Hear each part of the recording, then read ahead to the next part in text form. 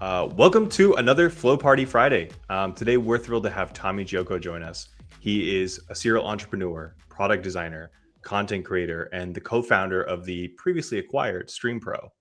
He's also the author of the book Making Design Decisions and has a massive following of over 356,000 people on TikTok as of this morning. But before he was remotely qualified to talk to us about any of this, he was transitioning from the Marine Corps, dropping out of college, teaching himself to code, trying not to crash his startup, and struggling with parenthood and depression. 13 years later, he's everything the design community needs him to be. We're going to discuss entrepreneurship, using social media to your advantage, and designing without getting stuck in the weeds. Tommy, thanks so much for joining us today. That's a heck of an intro, man. Thank you. Yeah. Tommy, I'd love to start by hearing more about your background as an entrepreneur and a content creator. You've had an incredible journey thus far, founding and selling a company that helped Twitch streamers create interactive overlays and accept viewer donations, and now running a successful content creation business. Can you walk us through your journey and tell us what inspired you to pursue these paths? You know what it was? Someone had asked me this recently. And I think there's like little moments I can pinpoint. But for me, it was actually when I was in the Marine Corps and I was deployed and I met this interpreter. And he asked us to call him Mikey.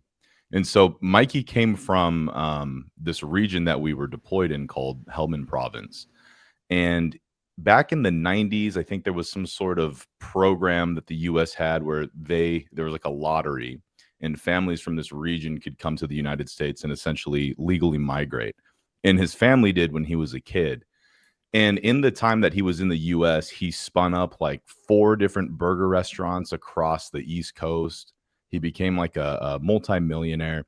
And the government approached him and said, hey, and this is peak, Operation Enduring Freedom.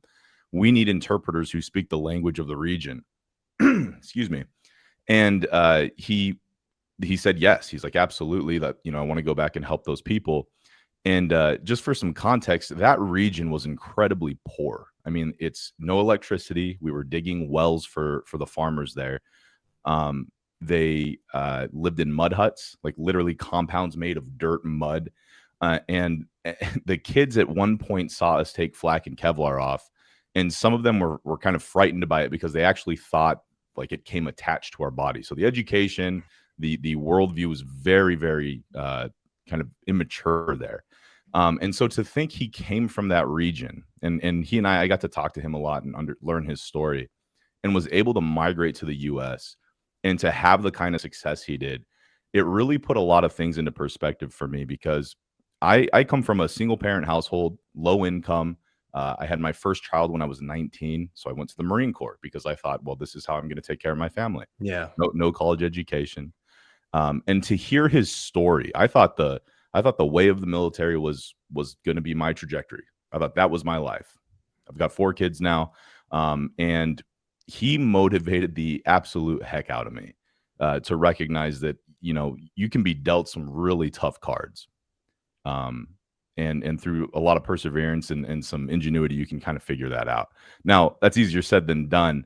But that was kind of the defining moment for me that one told me, this isn't how I want to contribute to the world anymore, not through the military.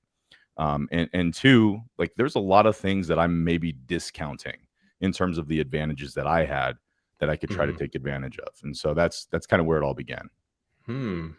So I want to ask, kind of pivot over to the whole like content creation thing. You've been able to achieve great success in content creation with, that huge following, 356,000 people. That's just on TikTok alone. And I know I looked on Twitter earlier and I think you're roughly like 2,200 and growing quickly. What are some tips you have for using social media to your advantage? Like how have you been able to leverage it to grow your brand? So this is my thinking is the internet truly, and I have kids and my kids don't know the world before the internet, right? Like it's Yeah. just been there since they were born. And I think for many of us, that is the case. But the internet is really the great equalizer, right? Like anyone who has access to the internet has an incredible amount of knowledge at their fingertips. And if that's true, social media, and specifically more recently, kind of this inflection point where smartphones, which are only, a little over 10 years old, Yep. and the technology in smartphones, video cameras, things like that, and the rise of social, and not just like the initial rise of social where it was MySpace and Facebook, but I'm talking about the kinds of options and different content categories of social media platforms today, Substack and TikTok and Lemonade and all these things that are coming up. It's all intersecting right now. And then never mind the pandemic, which really showed people, the great resignation, where a lot of people started leaving corporations, really started to kind of rebel against the idea that like, Right. hey, I'm replaceable. All of that's coming together, and people are flocking to social media for a number of things. It's not just memes. It's not just like the lifestyle influencer flipping their hair back. Like now you're really seeing, like, I can only imagine if some of the designers were online sharing, working designers, big name designers from 10, 15 years ago, were online sharing information as they were working at Apple or something like that. I would have loved that. Yeah. And we're seeing that transformation of kind of the professional creator now, who the barrier to entry to create content now is lower than it's ever been, which is a good and a bad thing, right? I certainly understand the cynicisms around, oh, well, anyone can just publish anything. But Right. if you can just do the initial legwork, and it's not a lot, to learn how to just see through some of the noise, there's a lot of really good signal out there. And so for me, going to market with a lot of content and talking about the experiences that I've seen in the industries that I've worked in, is a little counter to a lot of the traditional design knowledge that's kind of been thrown at us over the last 10 years. And I think it's been really important for me to get that message out, because I've heard from a lot of people that they're like, hey, like that resonates with me a lot. And for the longest time, I've been told that this is wrong. And Yeah. so that's kind of been important. And then the second thing, it's really allowed me to create secondary streams of revenue. And in some cases right now, it's primary for me. But audience is an asset. And I've met a lot of friends who they'll build like an audience on TikTok or LinkedIn or Substack. And they can really contribute value to those people and be like, hey, I'm going to show you how I'm building this thing, or I'm going to give you information on how I'm currently going through my job interview cycle, or how I'm building this product. And whether the product they're building ends up being a success or not doesn't really matter. The people who are rooting for them, or the audience that's kind of following along, that's also learning from them, is going to stay with them. And so, I tell people, if I go and get another role somewhere, and that company has a policy that I can't post on social media or something to Yeah. that degree, I'm going to say, well, I just so you know, this audience is probably worth about $5 million. So you're going to have to like really dish out some compensation to replace that. And I really want people to understand like how true that is when you Oh, can absolutely. when you Yeah. can take something to market and immediately have 50,000 people sign up on, the first week. That's an incredible moat to build for Yeah. yourself. Yeah, what immediately comes to mind too is a more recent examples. David Hung, who was the lead, I believe he was the lead designer, or like head At of product Webflow? design at Webflow. Yeah, Yeah. and he recently left. And if you know anything about David Hung, everything he touches seems to turn to gold. He was at One Medical; they got purchased by Amazon recently, acquired. So that'll be a pretty penny for him. And then more recently, just left Webflow, and you can't help but wonder, all right, everywhere he leaves, he leaves behind like a big money trail. So, I think Webflow stands a good chance. And then at this new company, Replit, I believe is what it's called, Mhm. he's got already this audience that loves every company he goes to, all the content that he touches, the newsletter he puts out. And you can't help but wonder, okay, Replit's not just acquiring uh, a product designer, a lead designer, head of product, whatever you want to call it. They're not just acquiring that person, they're grabbing the audience too, which is Yeah. arguably more valuable. Yeah. Yeah. I Damn. think it's huge. Like I had a friend, and it's not even that you need to have like an audience of millions of people for this to be valid. If you just write a small blog on Substack, or you just post a little bit of content on TikTok or whatever the case is, and maybe it's like 10,000 people. I mean, I Yeah. had a friend who was developing little apps with his community on TikTok, and it was like a couple tens of thousands of people. Yeah. And he would have like 2,000 signups every single time he would launch one of these apps. Can you imagine how wonderful that feedback loop is to have on day one?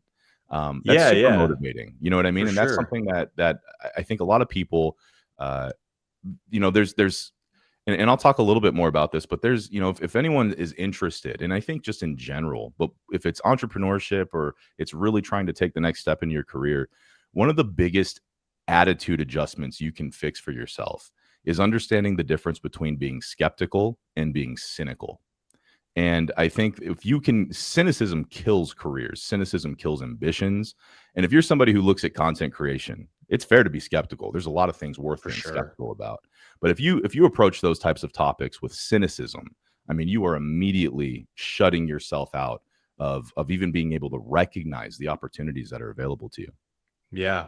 So I want to talk a little bit about your book, Making Design Decisions, which is fantastic, by the way. You even do a TikTok series about it where it's design decisions that don't fucking matter. We can curse here. It's the flow party. We don't care. You talk about the importance of designing products without getting stuck in, I'm going to say, quote unquote, the process, right? Which a lot of designers seem to lately. They're sort of stuck on like the meta conversation, the philosophical ideas of, I have to get the process right. Can you elaborate on this and explain how you approach this as a designer and an entrepreneur, and maybe how it's changed over the years for you? Yeah, so coming up, it was like agile was all the hype. I came up like right Yeah, when agile was really agile and taking off. waterfall. And it was like, okay, so like teams are agile. We need a scrum master and a product owner. And this was like 2010. And another thing that was really getting hot was like lean methodology, right? Which agile has like about as much as lean as like design thinking has user-centered design inside of it. I really don't love these processes very much. I understand for educational purposes why they're valuable. But here's the thing is I've had so much of that drilled into my head through all the external learning, formal and informal education I've had. And the truth is, when you get into a competitive industry, so you go and you're an in-house designer at a tech company that's competing in the marketplace, you've got other competitors hot on your heels, Yeah, and your team has to make decisions. Otherwise, really big consequences aren't far away. When you're working in those environments, and not every environment is that shape of work. But if you are working in those environments in Silicon Valley or similar tech hubs, um, a lot of the deep, meaningful research advocacy really starts to fall flat. And I'm not saying that research isn't useful, and I'll explain what I mean in a second. For example, I talk about there are times where deep generative research is absolutely necessary. And those times include maybe you're working on medical devices and the risk of mortality is high, or maybe you're working on a product where it's like really consequential security, and if you get it wrong, like a nuclear power plant, oh, then you're referring to the mirror power plant situation. you know what? You're right. Yeah, Yeah. yeah, And yeah, or even like something like maybe that's not necessarily as consequential to that degree, but affects a lot of people. And I mean a lot by like a nation's worth or an entire population of a state in terms of public infrastructure. So you're thinking maybe like a subway system. And you've got to be really accurate about, hey, like we need the population to be able to use the subway system. Those are examples where getting clarity and kind of over indexing on clarity is worthwhile.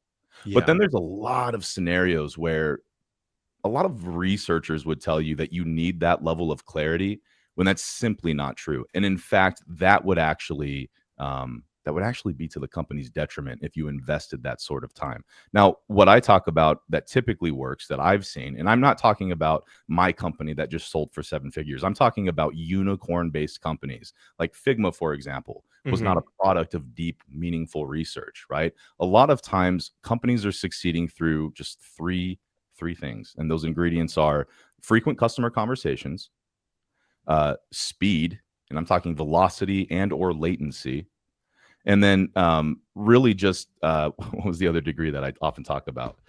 Speed. Uh, um, it's like good, fast, cheap, like kind sort of of thing. right. Like Yeah, yeah, the biggest problem is the intuition is undervalued. like It's gut feeling. possible. Yeah, Well, it's possible to have really good intuition, and to act on that, and then to ship something, and then do post launch analysis. yeah, That's something I think a lot of designers don't talk about. And as I've started to talk a lot about that, I've had a lot of people kind of approach me and say, hey, like that's exactly what I'm seeing. The last company I worked for, I was a lead designer for. They were an IT management company. So the industry itself is not something that's like super attractive. Right. They're like multi-billion-dollar company because of the pandemic, right? Like they help teams manage remote hardware, which obviously as teams were buckling down to try and figure out, hey, do we still have headcount? Like, hey, how is the pandemic going to affect our revenue? A company like them went from a middling investor portfolio company to like the top 5%.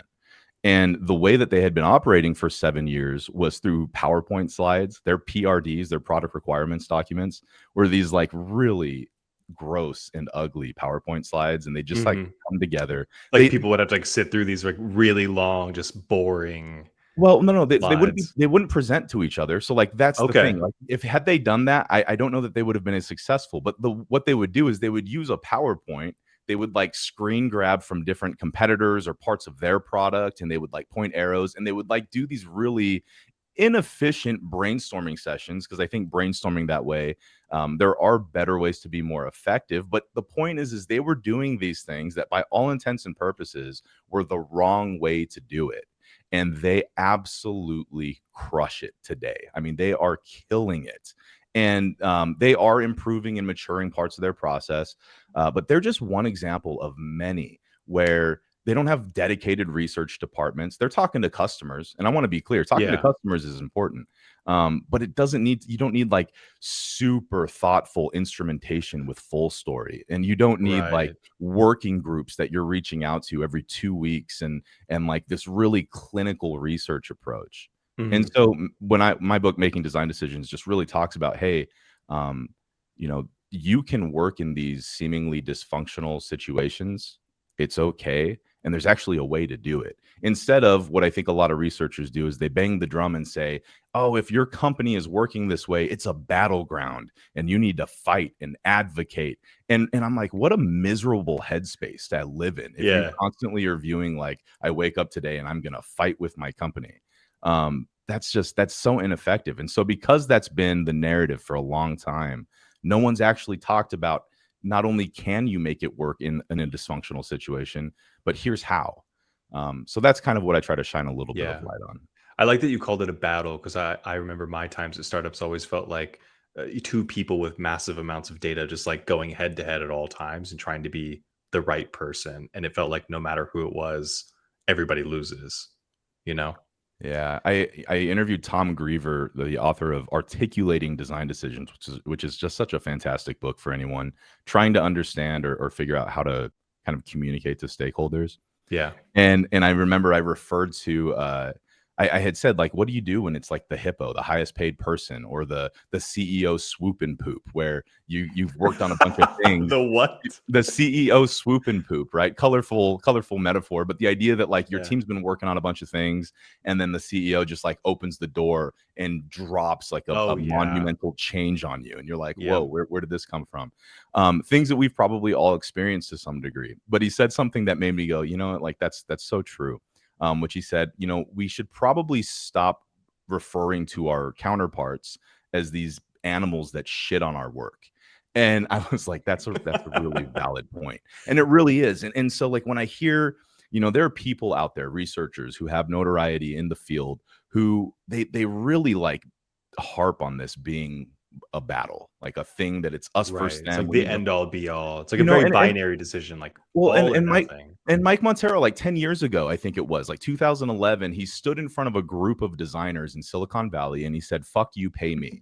Because what was happening at the time was that we were being significantly undervalued in our compensation.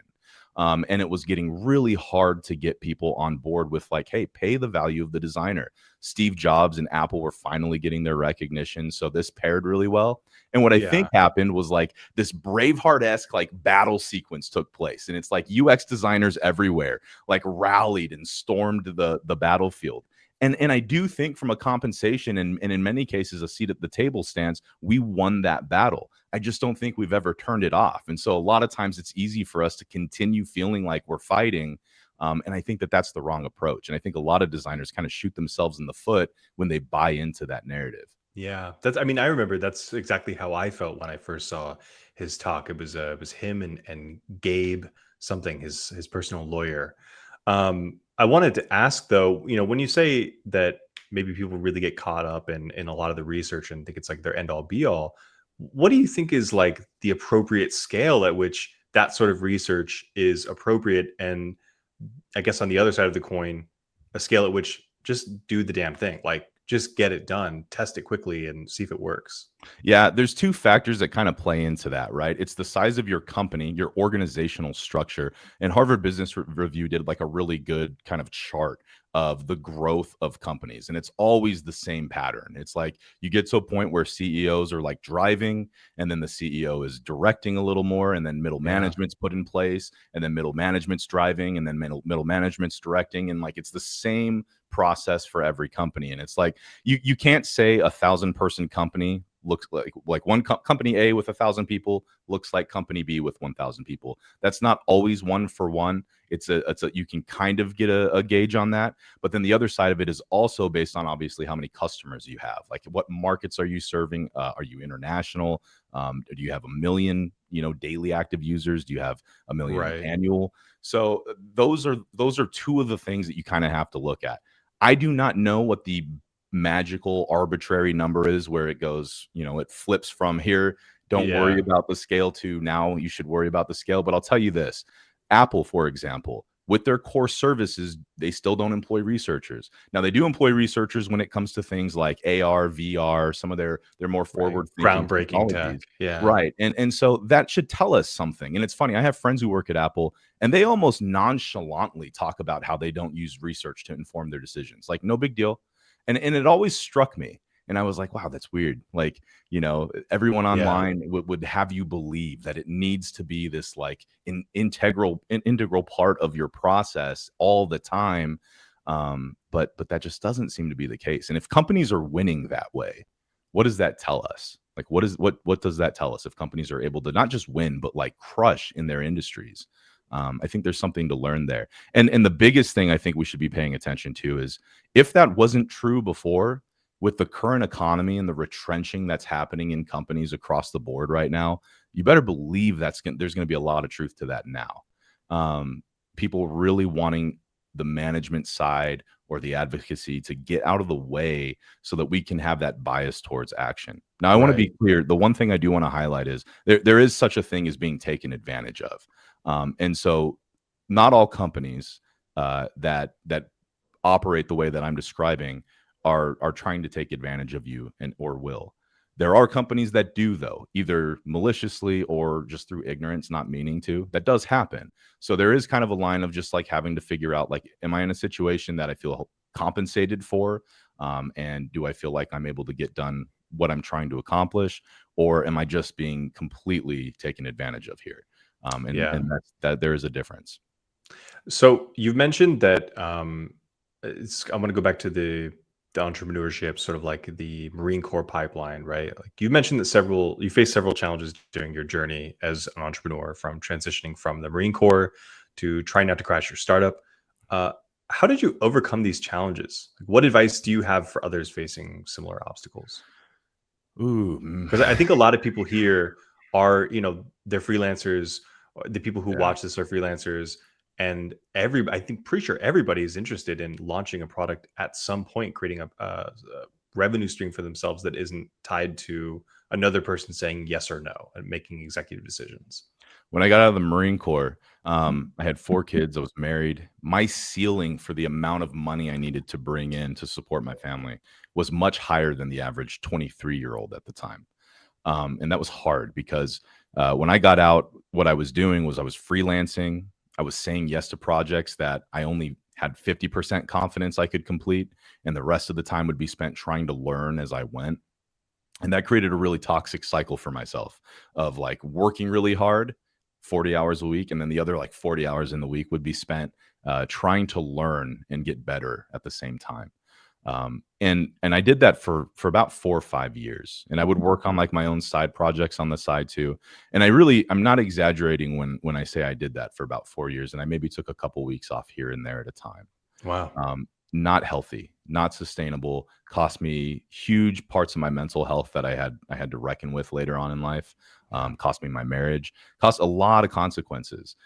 So the first thing I would tell people is, definitely if you can afford to, try to find a balance. And if you can't afford to find the balance right away, make promises that you practice following through with. That if you're going to take 10 hours additional this week to work on something, that in the near term, in the next couple of weeks, in the next week, you're going to get that time back for yourself. Well, I worked 60 hours this week. I'm only going to work 30 hours next week. Mhm. Make negotiations with yourself. It's so important. It can be really hard. When I left the military, I was shot out of a cannon. I was still in fight mode. So at the time I was like, I can do this. I can manage all these things, and I can just, I can see the risk and run towards it and be okay with that. But it really did. It wasn't worth it in that regard. And so I approach those things very differently now. And that rule I just gave you is one of those things that I implement today. Yeah. Yeah. I love that. So like, you often hear people say, I've got a full-time job or I've got client work the whole time. Like, how do I pursue these things outside of that time? Like, what do you say to Yeah. those people who are like, I don't have the time? And then you've got the other crowd, make time. Yeah, I mean, like, what's the appropriate amount of time you should be spending on anything? That's the question, right? Like, is Yeah. it 40 hours a week? Are we, it's almost there is a degree today where it almost feels like for some folks, hard work is a bad word. And I want to be clear, like, hard work is necessary to get some of these things off the ground. But here's the approach I'm taking to hard work, and that rule I gave you is one of those. The other thing is, not everything we create needs to go off and be. There's this concept that I kind of negotiated with myself, like, what is enough? And I don't think we have those conversations enough, right? Like, what is Right. enough? What would be enough for me? Do I need to create a business that is going to, be a top 100 company in the world? I don't know that I want to do that. And after Yeah. kind of going through that ride in Silicon Valley, I'm almost certain that the things I create now, and as much as these are kind of like buzzwords that got languaged, I really like the idea of indie hackers and solopreneurs, because to me, what that is, this idea of lifestyle business making, is you're just finding little opportunities where you can create value for people, and you can, with a very, very small level of maintenance required, either from yourself or a small couple of people on your team, can just maintain that value. You don't need to keep figuring out, how do I scale this value? How do I continue to scale this value?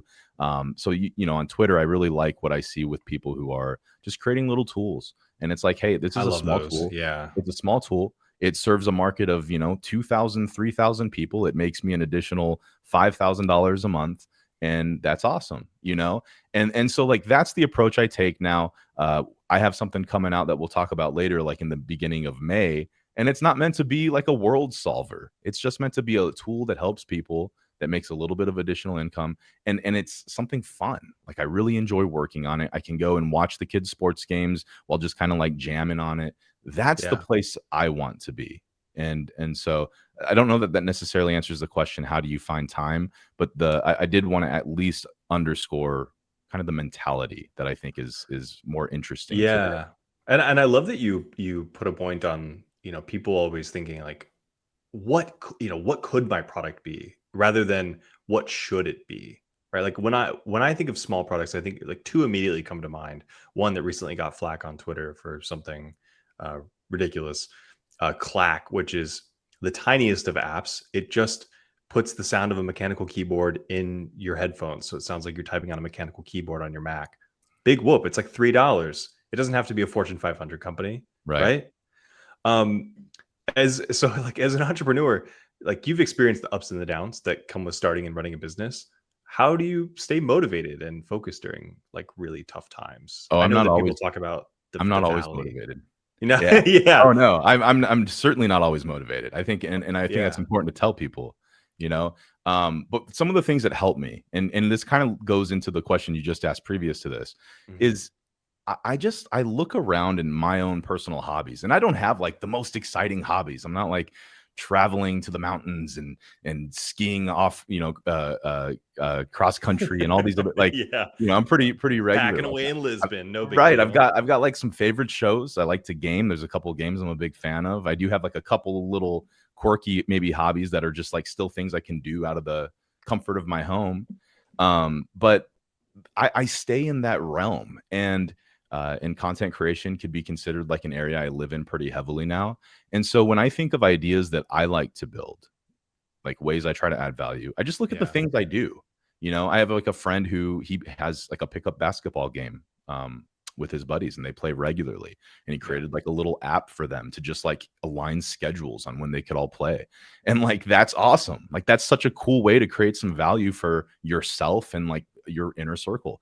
Yeah. Is 6 people enough to a worthwhile effort? It's not going to make you a ton of money, but it's the start of something that you could potentially scale a little bit bigger. And Sure. so when you say, how do I stay motivated? And you also ask, like, how do I figure out how to kind of keep this balance and make time? Well, Yeah. I focus on things that are interesting to me. That typically gives me enough motivation to kind of follow through with it. But again, motivation is fleeting. And I wouldn't rely on motivation. If you have motivation, like absolutely leverage it and be like, hey, I'm motivated this weekend. I'm gonna go a little harder. I'm excited. Yeah. But the other side of it is when you're not motivated, build, and you kind of have to do this while you're motivated, is build some processes in place, or at least like make it easy for you to jump back into your work for those days that you're not motivated. And what does that Right. mean? Like making it easy for you? Because for Well, me, and I can't speak to your current situation, but I'm gonna get a little vulnerable. For me, I suffer and have suffered from depression for a long time. And so sometimes when I want to do things for the community like we're doing now, or I want to like work on my own stuff, depression really gets in the way. So how do you find like those small things, you know? hey, Devin, like I relate to that so heavily. I relate to that depression. I Yeah, relate to, yeah. I went through it, man. And what I'll say is this: sometimes you need to like take a break for a second, and that's okay, right? Sometimes you need to. Escapism is tough because escapism can be very dangerous. Escaping to substances, or escaping to a overworking on something, or Sure. gaming too long. But there are healthy ways to use escapism if you're really feeling like I need to disconnect from this. But when I say make it easier for yourself, for example, and I don't do this all the time, but this is something I try to get done at least once a week. If I was a perfect in my habits, it would be every night. But just define the kinds of tasks that need to get done, and don't spend too much time. It doesn't need to be the most accurate categorized list of tasks for yourself, but break those categories up into like, here's kind of the menial, like administrative work that needs to get done, and here are the projects or the things that need to get done that I'm excited about. Yeah. And what I noticed is like when you kind of do that, when you allow yourself to ramp back up into a project the next day, the next week, and you already know, okay, like here's the clear path of what needs to get done today. I just need to wake up and pick one. That's an example of one way to kind of help you get back into the groove. Because a lot of times, like the hardest part about the biggest superpower of motivation is it just like it makes starting very easy. So when you don't have that, allowing yourself to start, or making that process of starting easier, is really helpful, at least for me. I can just wake Yeah. up and say, okay, I'm going to work on this thing. And then a little bit of that is like you kind of got to grit through that first 30 minutes. And then, like, once you start going. And the other thing is, I'm also a very big proponent of your environment. If you have, I don't know, for me, it's a clean desk. Yeah. For me, it's do I have good lighting in the area? For me, it's do I have like one of my favorite playlists ready to go? Those three things really help me feel like, okay, I'm getting in a good headspace here. I think I can do this. So a lot Yeah. of mind hacking. And by the way, that motivation piece, um, I'm not motivated more often than I am. Oh yeah. You know what I It's mean? Yeah, for sure. I absolutely do. I kind of do the same thing too. Like I have I did work on the pedal card website, the credit card website, and they sent me this candle Oh, that that's like nice. I light all the time, and it sort of like sets the mood for the room. You know what I mean? Like when it smells good, and it smells different from the rest of my apartment. It's got this like a completely different energy. I want to ask one more question on that whole thing, kind of Yeah. before we move on, which is, um, people that will often say like, "Oh, I'm waiting for inspiration. Like I'm waiting for that lightning to strike." And I tell them, Mm. "Well, you got to get down to work. You got to like get in the mine. You got to find the coal or not coal. Is it coal? I forget. To make a diamond, right? Like you're not just going to find a diamond. You have to make a diamond. What do you say to people who are like, I'm just waiting for the right idea. I'm waiting for the right inspiration before I get down Yeah, to work." that's a really good point, right? Like on one hand, it's like there are people who, or and these might be the same person because I'm this way as well. I have tons of ideas, right? There might be a Right. moment in my life where there's just tons of ideas, and I write them down, and it's like it just seems like what do I focus on? And then like there are other moments in my life where I'm like I simply cannot find the idea that seems to be worth my time. Like where is it? And I'll give you an example here. So Stream Pro, the company I sold in 2015, the entire premise of that company was that we helped Twitch streamers at the time, which was still kind of, it wasn't certain if of live streaming was going to be a thing, right? There were a lot of people who were like, no, this is a thing. It's a thing now, Yeah. and a lot of like really skeptical people. Um, and the thing that we were doing at the time was we were helping some big name streamers create like interactive overlays. We were setting up their PayPal accounts so that when viewers donated, it would pop up an alert and show their name and the whole like household behavior today. It's like something that But didn't exist back then. I it remember didn't that. it didn't exist. You needed to have like a custom way to set this up. You needed to have developers and like you needed to have a very specific process for it. And so we said, well, okay, like we've been doing this for like Lyric and some of these big streamers. What if we make a app that helps people do this in like 30 seconds, you know? Yeah. And that's what we did. And it ended up being very helpful for people. And then we sold that. And I'm going to say two things about your question with regards to that idea. Yeah. That idea was born from a failed idea that me and my co-founder had worked on, which was like an esports platform for Counter-Strike Go. Again, following my Oh yeah. interests. And because we were kind of in the esports scene with that platform, that the second order effect of trying to make that work took us to Justin TV, where esports was really getting big. And then we started to see the culture of live streaming, and we really got plugged in. So through just pursuing an idea that ended up failing, we found another idea that ended up changing our lives. And now when I look at ideas, I'm like scared because I say, well, was that my last major contribution to the world? Like, was that it? Was that the one hit wonder?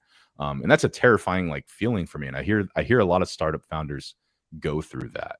And so I said, okay, well, how do I get back to like identifying what is exciting to me and what I think will be valuable to other people?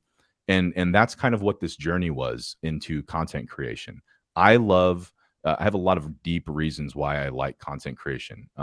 But the biggest thing is I just wanted to get into this seat and say, for the person who's doing this full time, to literally put food on the table, what sucks?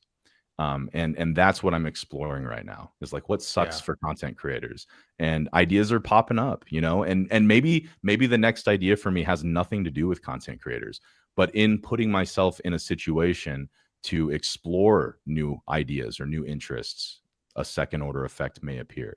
So that's how I kind of pursue that. Now that's a Yeah. long plan, and not everyone has that kind of time, but scale that down. Like get yourself involved. Just do things. People say the last thing I'll say too is people always say that oh, they just got lucky. Oh, you know, like for whatever reason you were able to be successful with your startup because you got lucky. And luck is a huge factor in a lot of like major successes for sure. But the way you get lucky and the way you allow that to happen to yourself is you increase your surface area.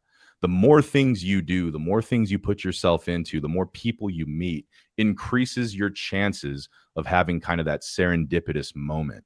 Yeah. So, for example, like AI, there's a lot of people who are being very cynical about AI content creators or about learning how to prompt. There's ethical considerations that are super valid. But the other side of it is like if you're not even experimenting and learning these technologies and putting yourself in positions to understand them as they evolve, then the people who are going to eventually be ready to capitalize on top of whatever new inventions or innovations come out. And then the people on the sidelines are just going to continue to say, oh, well, look, another one just got lucky. And it's like, well, they put themselves in that situation. So Yeah. put yourself in situations, and ideas typically become more available.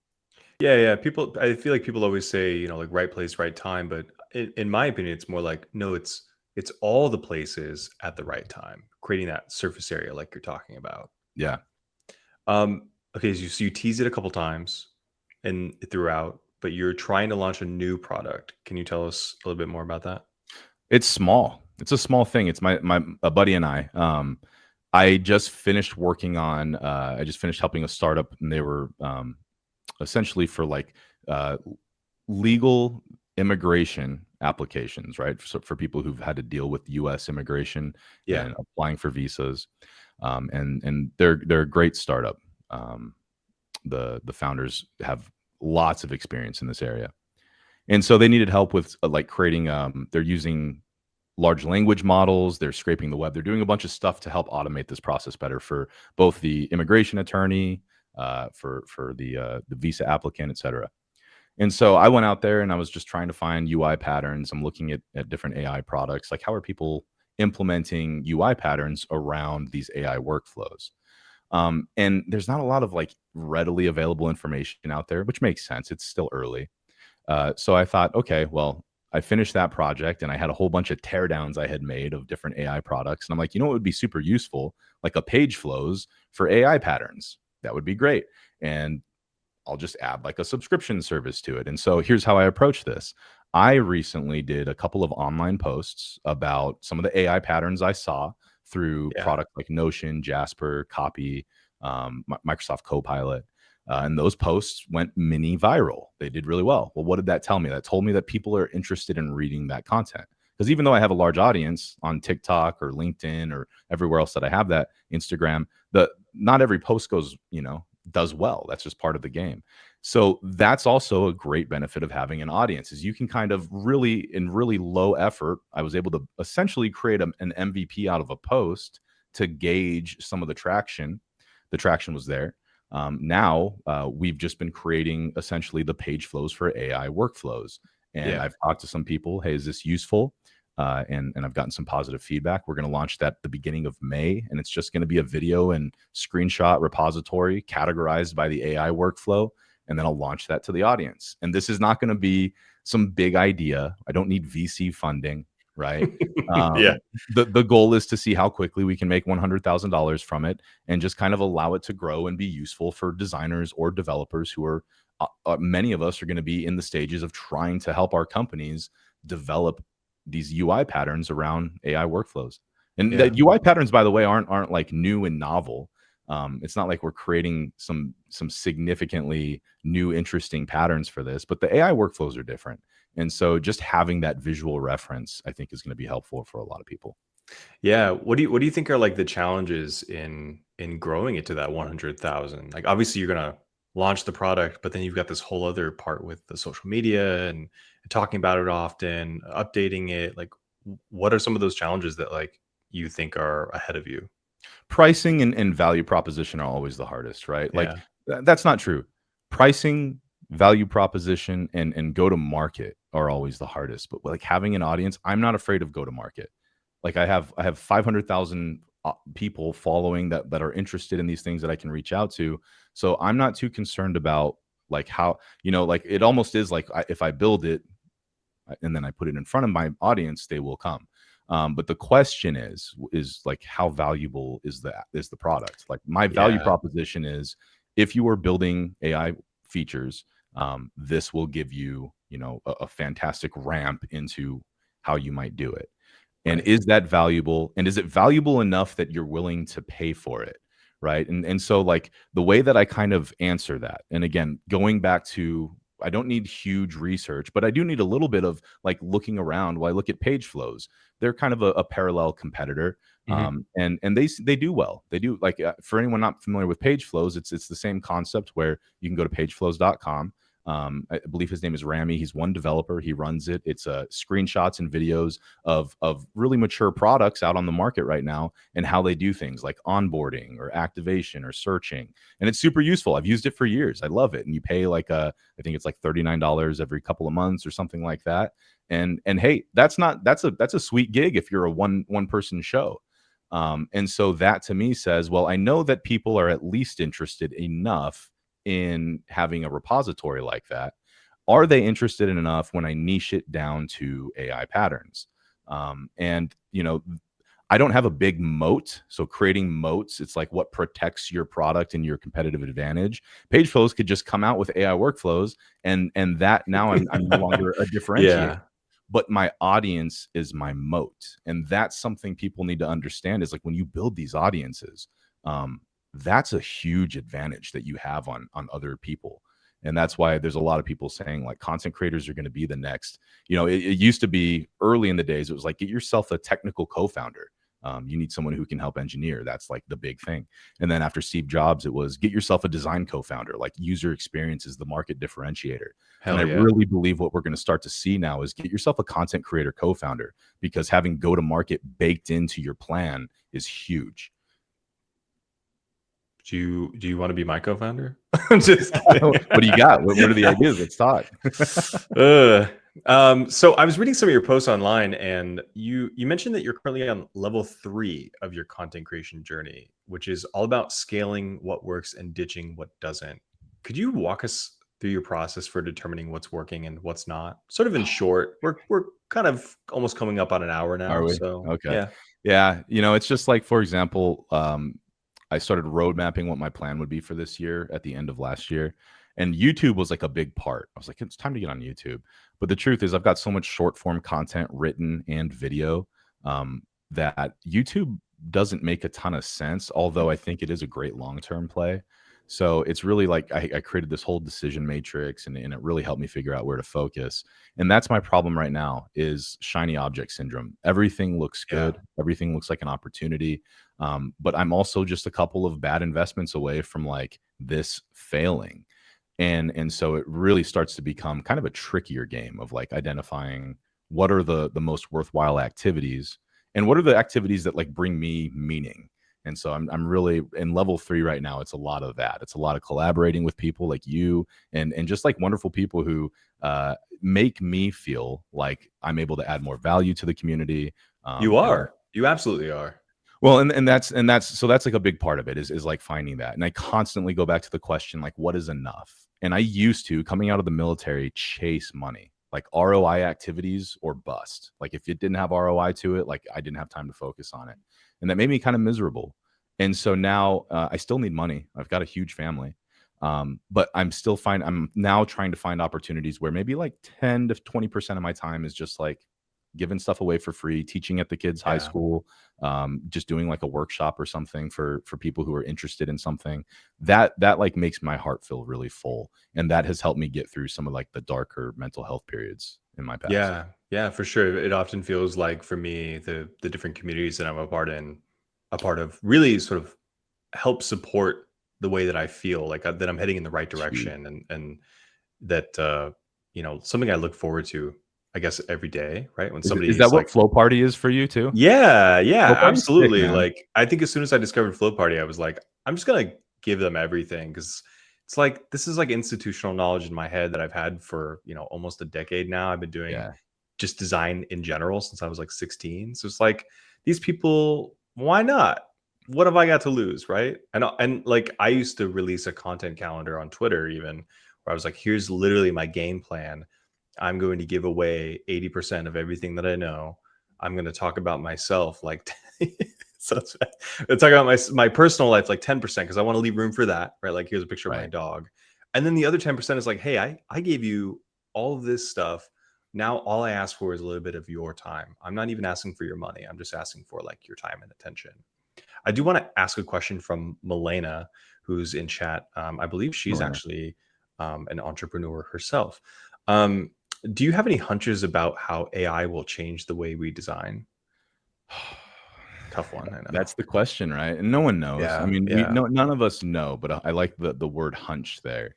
Um, how will AI change design?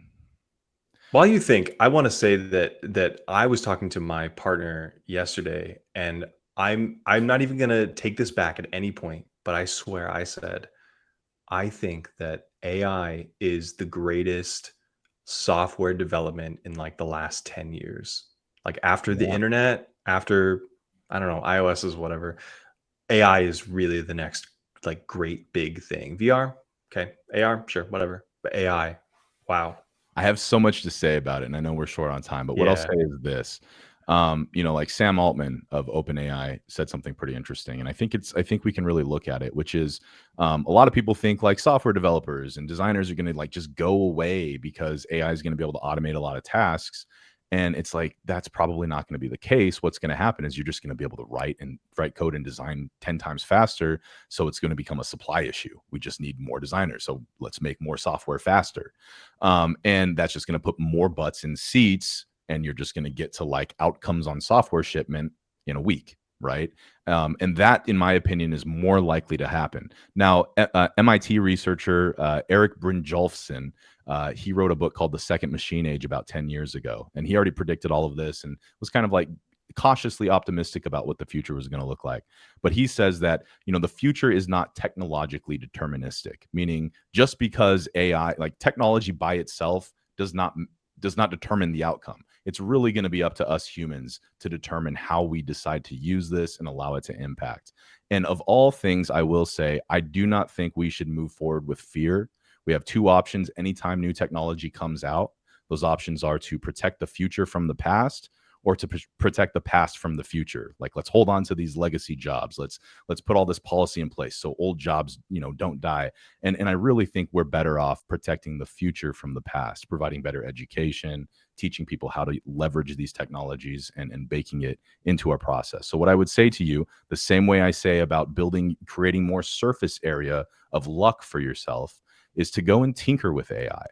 Go and ask questions, consume content about it. Two truths exist about AI. I just made this like little post the other day, but we can roll our eyes at hype cycles. We saw it happen with crypto and NFT. It's true that AI has a huge hype cycle happening right now. It's true that the rise of the AI expert content creator is here, and it's annoying.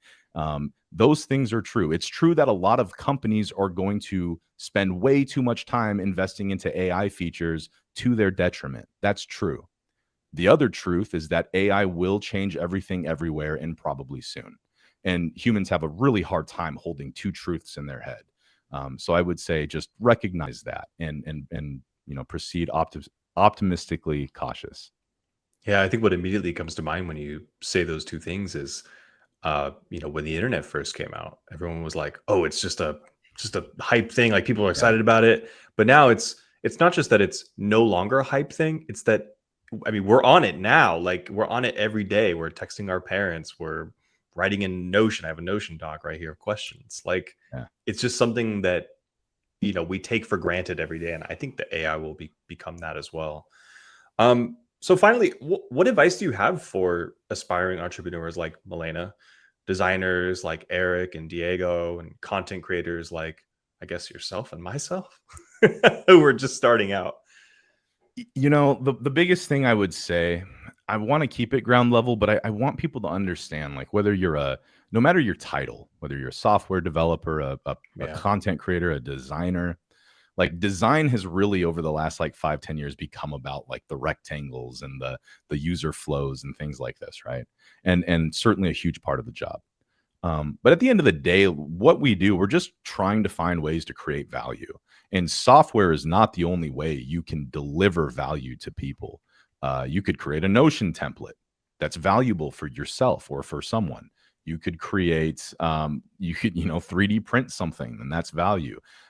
There's a number of ways that don't require you to have to know how to code to create value. You could write a LinkedIn post that's valuable, and that is value, or it's not, right? Like it determines like what is value, and are you able to create it? And so what I would say to anybody who's trying to be an entrepreneur, create a side project, if you're a designer right now, is don't lose sight of what it actually means to create value. When you're moving things around in Figma, you're not necessarily creating the value. You can create a really stupid PowerPoint that points at a couple objects, give it to a team, and you just created real value. You could spend 2 weeks on a prototype in Figma that doesn't get used. Did you create value? So really think about, what does it mean to create value for someone? And sometimes it's a lot simpler than you'd think. And Yeah. practice doing that. Wow. Thank you. I feel like every time we have spoken, even when I listen to your the podcast episode, Ship 30 by 30, I believe is what it's called. Oh yeah, those writing I guys, they're awesome. Yeah, like we was listening to that, and then last time we talked, and even now, I'm like, I feel like almost like fired up afterwards. Like I want to Heck start yeah. building something. Like I don't know, do other people say that about you? I maybe I'm not sure. I Yeah. think I've heard that a couple times, but it makes me happy to hear you say that because that feels it just. I mean, it makes me feel good. It makes me feel like I'm contributing. So Yeah, for sure, for sure. Well, that's kind of all we got for today's party. I want you all to check out his book, Making Design Decisions, for more insights on product design. You can follow Tommy on social media for updates on his latest projects and content. Tommy, where can we find you on social media and your Tom, book? yeah. The book is at uidecisions.com. You can find me on TikTok, Designer Tom, Instagram, it's Worth Designer following. Tom, LinkedIn. I love writing on LinkedIn. Tommy Geoco is my name, Geoco. And then I just recently started my Substack called AI Patterns, which is all about diving into the different UI patterns being used for AI features. So if that's interesting to you, I'll be doing deep dives once a week on Substack. Yeah, nice. Thank you so much for joining. Like seriously, such a pleasure. I'm so happy that we were able to do this. We really enjoyed having you. To Thanks for all, the invite. thanks for tuning in. We hope to catch you at the next Flow Party. Please show up every Friday. We love you. We're gonna have more content. We're gonna have different content. We've been workshopping. That's all. Have a good weekend.